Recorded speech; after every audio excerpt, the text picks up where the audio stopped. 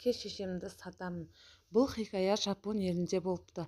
Токионың ең атақты газеттерінің бірі өзгеше хабарландыру басыпты. Мазмұны мынадай: әке-шешемді сатам. Әкем 70, анам 65 жаста. Бағасы 1000 йен, 1 тиын да түспеймін деп. Хабарландыруды оқыған адамдар таң қалысады.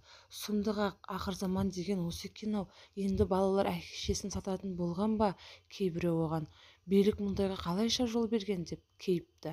Хабарландыруға байланысты көп шу шығады. Жұрт біршама уақыт бойы дүрлігеді. Оны үйге, көшеге, жұмыста бүкіл ел болып ортаға салыпты. Осы хабарландыру берілген газет бір жас отбасының шаңырағына да келіпті.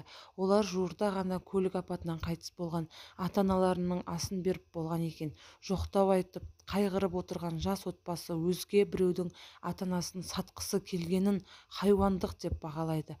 Байғұс ата-ана қандай күй кешіп жатыр екен деп қатты уайымдайды. Мұндай ұрпақтан не жақсылық күтуге болады? Жас отбасы ол хабарландыруды алып қартайғанда бишараның күйін кешіп, туған баласы бас тартқан мүсәпір әке-шешені сатып алмақ болады. Оларды үйлеріне әкеліп, перзенттік махаббатқа кеңелтейік деп шешеді. Ақ ниетті жандар көрсетілген мекен-жайға да жетеді. Келсе, алдынан зәулім үй шығады. Хабарландырудан қате кеткен шығар деп ойлайды жастар.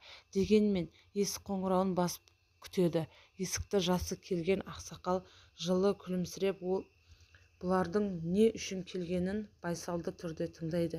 Бәлкім біз адасып кеткен шығармыз деп сөзіктерге ақсақал: жоқ, сіздер тура келдіңіздер, үйге кіріңіздер деп жастарды төрге отырғызады. Қазір мен бәйбішемді шақырайын деп өзі ішкі бөлмеге кіріп кетеді. Кемпірін жетектеп екеуі тез оралады. Сосын жастарға жағдайды былай деп түсіндірген екен: бұл үйдің иесі бізбіз. Бұдан да өзге құнды дүние мүлкіміз мол, бірақ біздің баламыз жоқ.